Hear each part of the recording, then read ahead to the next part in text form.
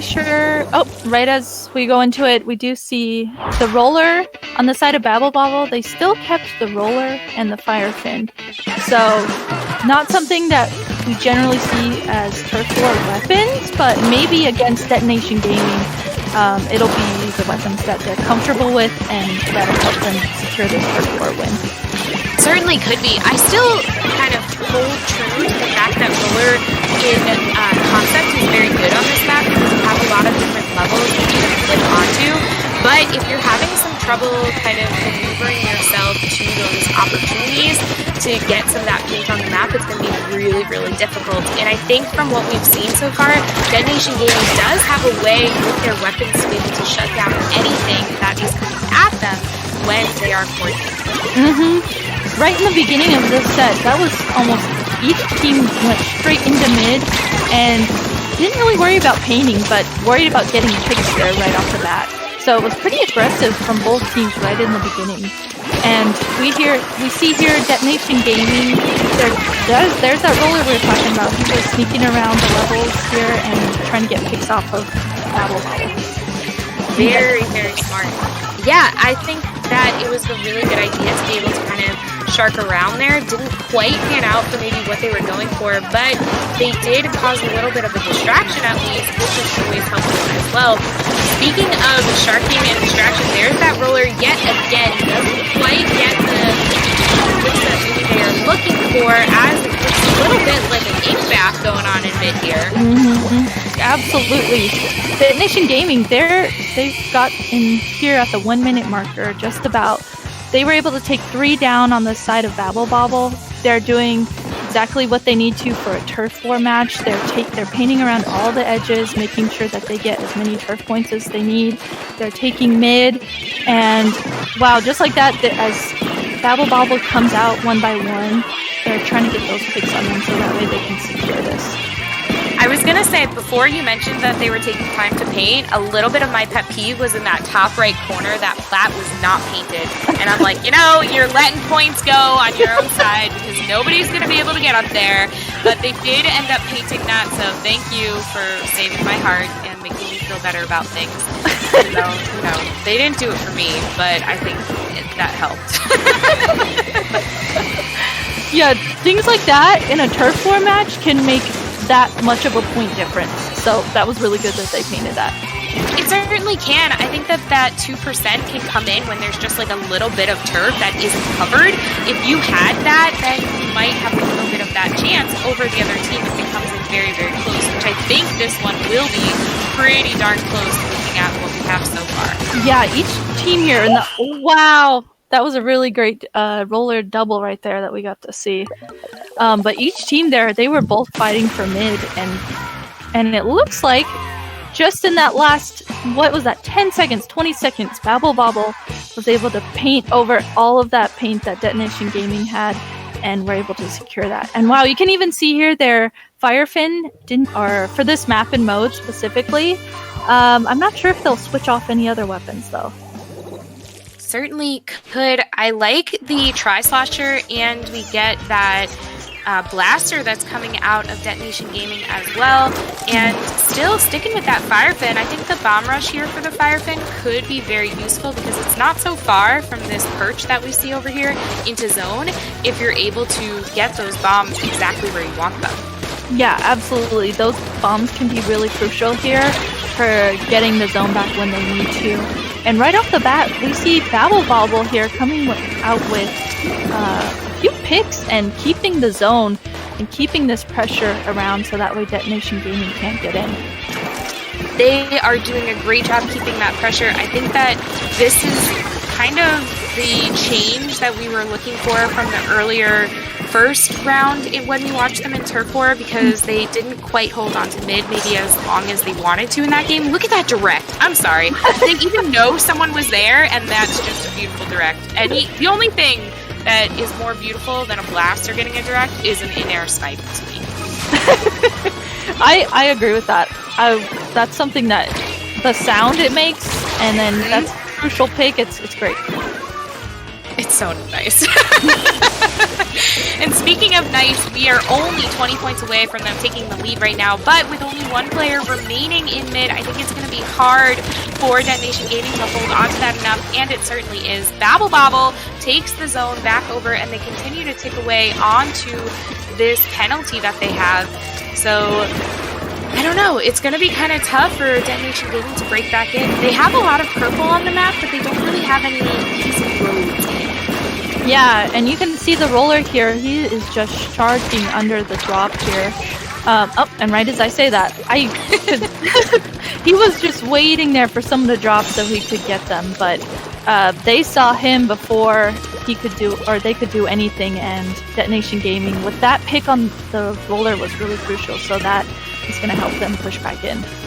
It definitely is. I really like the roller has been sharking, as you mentioned, and I think that they just need to be super careful with kind of their positioning, and if they want to remain as a shark, that they don't quite get found out as easily. I think it's just difficult to do, and I was about to comment on the fact that DetonatioN Gaming was very close to taking that lead, and Bobble breaks back in and takes zone back over, and they've already pushed up this far beyond zone to kind of cause some havoc into this drop over here. Yeah, absolutely.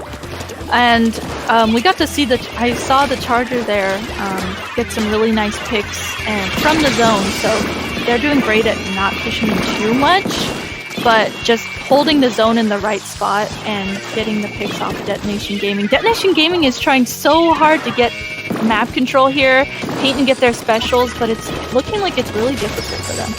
It certainly has been. I don't quite know where they've been running into some of the I don't want to say issues, but I guess the challenges that they're having with getting those specials. It could have been that so much of their own zone was still in their own ink color that it just took them enough time. They had to get like further out, and then the moment that they dropped down, they now had to deal with Bobble and their huge amounts of aggression that they were just picking them off one by one, and I think it was just a little bit of a challenge for them. Absolutely. And you can see here on the side of Babel Gaming and Bobble in a tower control setting is going to be really interesting to see. And this map, yeah, I've seen the tide turn so fast with the tower control path. It can just go straight into a dunk. It certainly can. I think that it just shifts over so quickly. So it's going to be about, how quickly can one team take out the other team? And when you're looking at something like this, we have that Stingray very, very fast coming out, that roller kind of pushing off the tower to be able to support another player and hunting down this Rella. Doesn't quite make it as a bomb comes out of the side and is able to kind of take them down and allow DetonatioN Gaming to, I was going to say to take that tower, but they didn't quite move it anywhere. Yeah, they got those picked really, really fast, but then Bobble came back and got them right back. That was an absolute bloodbath there right at the start. It really was. It can be very tough to be able to anticipate what's going to come next after that, but for now, looks like Bobble is taking some time to push this tower. I like that they didn't even paint on their feet on that tower. They were just focusing on getting those bombs exactly where they wanted them to be, and I mean, it worked. They got a pick, so, that's more power to them. It did work.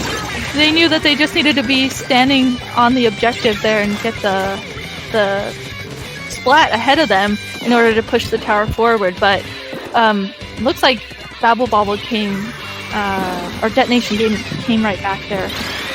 They did, and they did a great job taking that lead. They are going to be able to push through this checkpoint pretty quickly as the tower goes onto safe ground right now.